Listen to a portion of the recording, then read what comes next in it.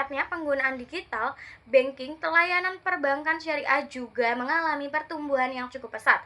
Namun, pertumbuhan tersebut diiringi dengan meningkatnya serangan cyber. Pada Mei tahun 2023, BSI mengalami serangan ransomware Lockbit yang menyebabkan gangguan pada layanan mobile banking dan ATM. Akibatnya, banyak nasabah merasa khawatir terhadap keamanan data pribadi dan dana mereka. Selain gangguan layanan, kepercayaan pengguna juga menurun karena munculnya rasa tidak aman dan komunikasi krisis yang dinilai kurang transparan. Selanjutnya, analisis akar masalah. Masalah utama yang kami identifikasi adalah rendahnya kepercayaan pengguna terhadap keamanan layanan digital payment syariah BSI setelah terjadinya serangan cyber. Yang pertama, mengapa pengguna kehilangan kepercayaan terhadap layanan digital payment syariah BSI? Karena terjadi gangguan layanan dan isu kebocoran data akibat serangan cyber. Yang kedua, mengapa gangguan layanan dan isu kebocoran data mereka membuat pengguna menjadi khawatir karena pengguna merasa data pribadi dan dana mereka tidak aman untuk digunakan layanan digital. Yang ketiga, mengapa pengguna merasa keamanan layanan belum terjamin?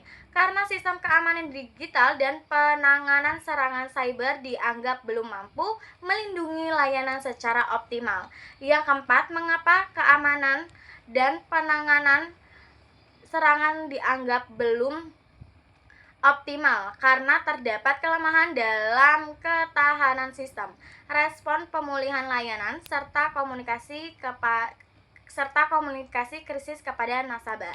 Selanjutnya yang kelima, mengapa ketahanan sistem dan komunikasi krisis masih lemah?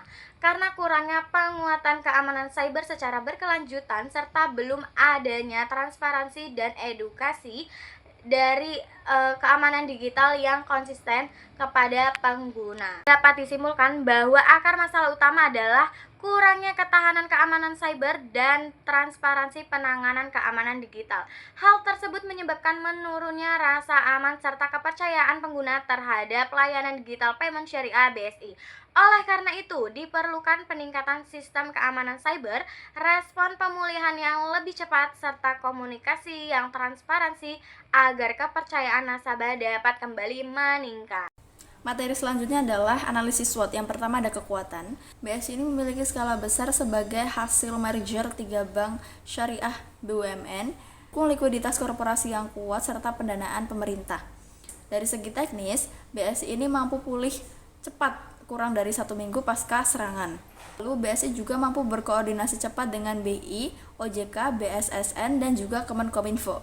Yang kedua ada kelemahan. Terdapat kegagalan deteksi dini yang kritis karena grup ransomware Lockbit ini mengklaim bahwa dia telah mengakses sistem sejak awal Maret 2023 dan mengefiltrasi data selama 2 bulan tanpa terdeteksi. Akibatnya 1,5 TB data internal itu bocor seperti nama, alamat, nomor HP, dan juga riwayat transaksi. Komunikasi krisis awal insiden dari BSI ini tidak akurat. BSI ini menyebutnya gangguan pemeliharaan sistem, padahal faktanya itu adalah serangan ransomware. Yang ketiga adalah peluang. Insiden ini menjadi justifikasi kuat BSI untuk mengubah atau membangun ulang sistem keamanan dengan prinsip Zero Trust arsitektur dan enkripsi menyeluruh. Di sisi regulasi, kasus ini mendorong harmonisasi standar keamanan siber atau ketahanan siber sektor keuangan melalui koordinasi OJK, BSSN, dan Kemenkominfo. Juga terbuka momentum edukasi untuk karyawan dan nasabah tentang praktik keamanan digital seperti MFA dan anti-phishing. Yang keempat ada ancaman. Studi sentimen terhadap 14.000 tweet publik menemukan potensi churn rate jangka panjang sebesar 1,60%. Nah, kebocoran 15 juta data itu juga berpotensi melanggar UU Perlindungan Data Pribadi. Data yang bocor ini dapat digunakan untuk social engineering dan juga phishing, mengatasnamakan BSI. Etika Islam yang pertama ada sidik, artinya kejujuran. Dalam konteks ini juga BSI sudah terbukti tidak jujur dari awal karena memberikan informasi yang tidak akurat. Dari implementasinya ada BSI wajib menghentikan praktik tersebut, publikasikan laporan berkala tentang hasil audit forensik secara transparan, serta menyampaikan kronologi yang sejujurnya kepada publik. Kedua adalah amanah. BSI sebagai lembaga keuangan syariah yang memiliki amanah untuk melindungi data dan juga dana nasabah. Setelah mengetahui akar permasalahannya, dari situ kami memiliki dua solusi. Yang pertama yaitu penguatan sistem cybersecurity dan juga infrastruktur digital. Lalu yang kedua yaitu penguatan transparansi dan juga edukasi keamanan digital kepada nasabah. Untuk mengetahui dari kedua solusi tersebut manakah yang paling layak untuk diterapkan, kami menggunakan yang namanya decision matrix. Nah, di sini sudah ada decision matrix di mana terdapat kriteria dan juga bobotnya dengan skala nilai 1 sampai dengan 5, di mana semakin tinggi nilainya maka semakin bagus. Di sini kriteria yang pertama yaitu ada efektivitas peningkatan kepercayaan pengguna dengan bobot 35%, solusi 1 mendapatkan nilai 5, solusi 2 mendapatkan nilai 4. Lalu untuk yang kedua yaitu dampak jangka panjang dengan bobot 30%, solusi 1 mendapatkan nilai 5 dan juga solusi 2 mendapatkan nilai 3. Lalu kriteria selanjutnya yaitu kemudahan implementasi dengan bobot 15%, solusi 1 mendapatkan nilai 3, solusi 2 mendapatkan nilai 4.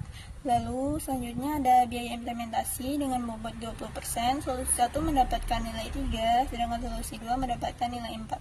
Dan selanjutnya menghitung nilai dari masing-masing solusi dengan cara mengkalikan skor dengan bobot lalu menjumlahkan semuanya. Di sini sudah ada hasilnya, di mana solusi 1 hasilnya yaitu 4,30, sedangkan solusi 2 hasilnya yaitu 3,70. Dari sini solusi 1 lebih besar dibandingkan dengan solusi 2, sehingga solusi yang dipilih adalah solusi 1 yaitu penguatan sistem cybersecurity dan juga infrastruktur digital.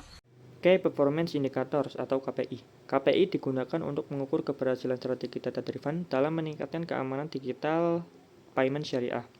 Beberapa KPI yang digunakan yaitu ada MTTT atau Mean Time to Detect dengan target penurunan waktu deteksi ancaman sebesar 60% dalam 12 bulan. Kemudian ada MTTR atau Mean Time to Recover dengan target kurang dari 4 jam per insiden agar sistem dapat pulih lebih cepat setelah terjadinya gangguan. Selain itu juga tingkat keberhasilan transaksi digital ditargetkan lebih dari 99,5% per bulan. Monthly active users juga ditargetkan meningkat 10% per kuartal sebagai tanda meningkatnya kepercayaan pengguna. Dan juga kasus fraud dan phishing yang ditargetkan turun 50% per semester, serta trust score yang ditargetkan mencapai level 4 dari skala 5. Di sini pendekatan data driven menggunakan berbagai jenis dan juga sumber data sebagai dasar pengambilan keputusan. Jenis data yang digunakan meliputi data operasional sistem seperti login items, error codes, dan juga response time. Selain itu, terdapat data perilaku nasabah seperti frekuensi login, saldo rekening, dan juga churn rate. Ada juga data persepsi dan sentimen seperti skor kepercayaan pengguna, ulasan aplikasi, dan juga komentar media sosial. Sumber data berasal dari log server, API gateway, core banking system, survei pengguna, media sosial, auditor independen, dan juga tim keamanan internal. Rencana analisis data. Rencana analisis data di sini dilakukan secara bertahap dan juga terstruktur, dan juga dilakukan dalam 5 tahap berurutan. Untuk tahap yang pertama adalah pengumpulan data dari berbagai sumber yang relevan. Setelah itu, dilakukan data cleaning untuk menghapus data yang tidak valid dan juga melakukan normalisasi data agar siap dianalisis.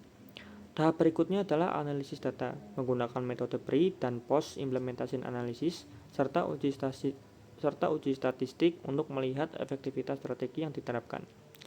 Setelah analisis selesai, dilakukan evaluasi dengan membandingkan hasil terhadap target KPI yang telah ditentukan sebelumnya.